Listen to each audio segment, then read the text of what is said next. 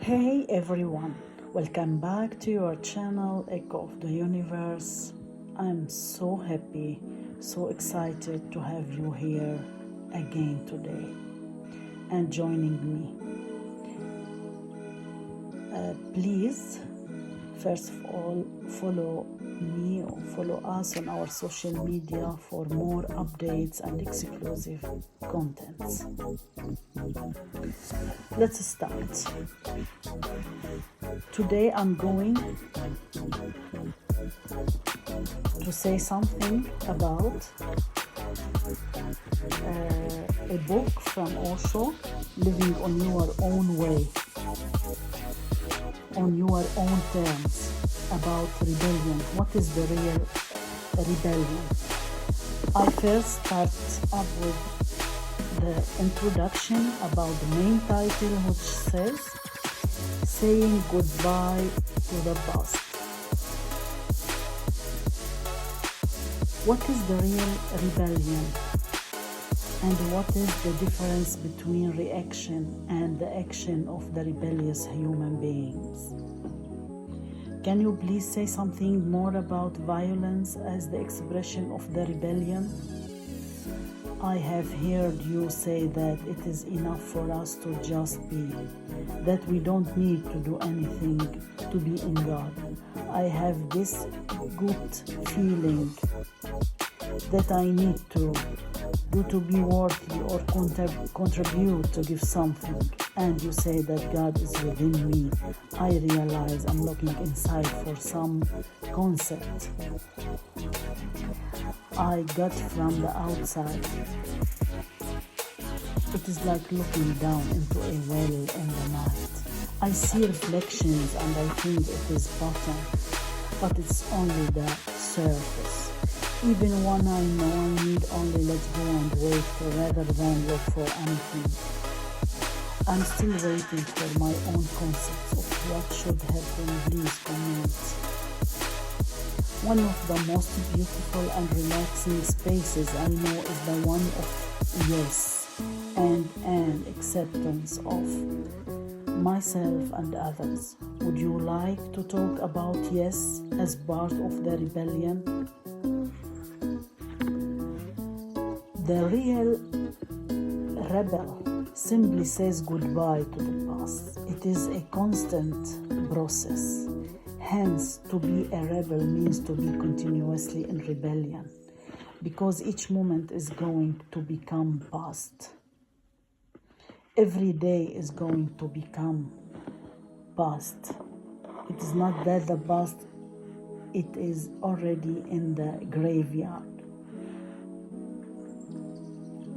You are moving through it every moment. Hence, the rebel has to learn a new art, the art of dying to each moment, and that has passed, so that he can learn a new art, the art of dying to each moment that has passed, so that he can live freely in the new moment that has come. What is the real rebellion, and what is the difference between the action and the action of the rebellious human being? The first thing to be understood is the difference between rebellion and revolution. Revolution is an organized effort to change the society forcibly, violently. But the trouble is you cannot change the society through violence, because it is violence that is the very life current of society. That's why all the revolutions have failed, and there is no possibility of any revolution succeeding ever. Rebellion is individual, non-violent, peaceful. It is out of love. Rebellion is not against something, but for something. Revolution is against something, but not for something.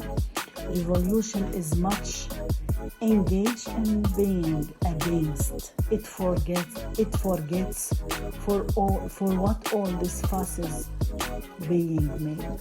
It is anger, but anger cannot create a better society. Rebellion is not oriented against the society, but is oriented toward a new man, a new humanity. Revolution is fighting with the past. Rebellion is meditating for the future.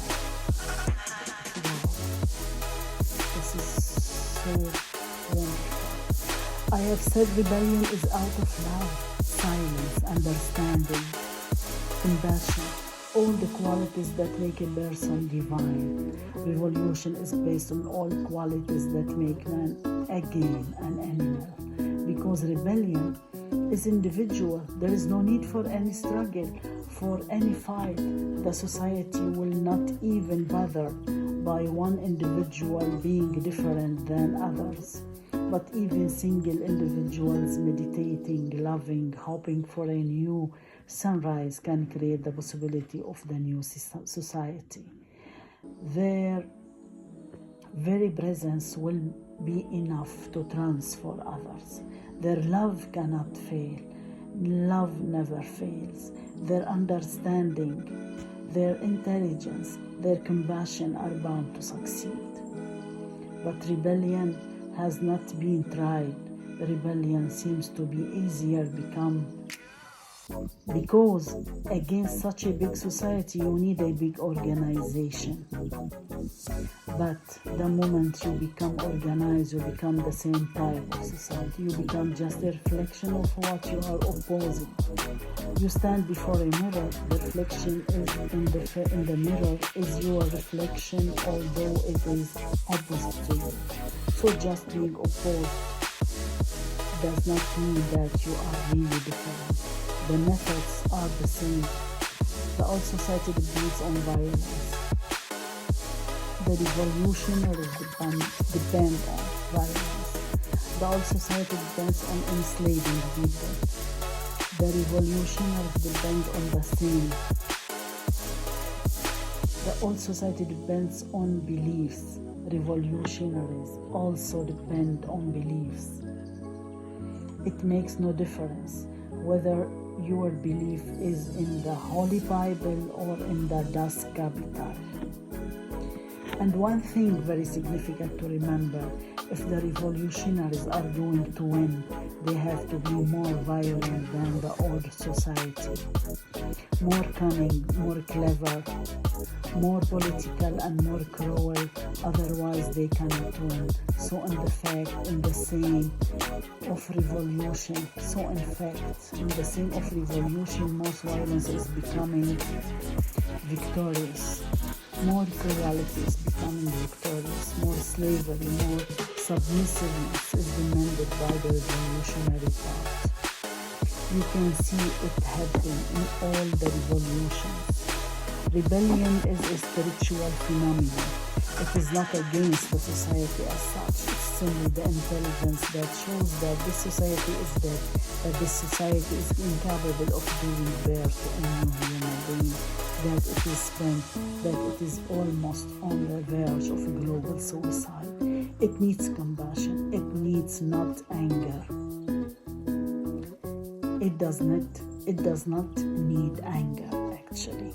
The rebel can do only one thing. He is not going to organize, because the moment you organize, you have to follow the same patterns as the society you are going to oppose, and you have to follow the same language, the same patterns, structures, and the society has practiced for so long. There is an ancient Chinese saying, to have a bad friend is not as bad as to have a bad enemy. Looks strange, but it has great meaning in it, because if you have an enemy, the sooner or later you will have to follow his tactics and strategies to fight with him. There is no other way. If you want to be victorious, you have to be far ahead of him in his own methods. Hence, I always say, friends, you can choose without much consideration, but enemies have to be chosen with a great consideration, because they are going to change your character. The rebel has no enemy. He simply has a vision that the old is finished. It needs not to be fought against. It is dying itself. Fighting with it is to give. Fighting with it is to give it life. Just ignore it. It is already on its deathbed. It will die of its own accord. Don't give it energy by fighting. The rebel can do only one thing. He can transfer himself into the new man. He can become this own vision. That is the only proof that his vision is not a dream.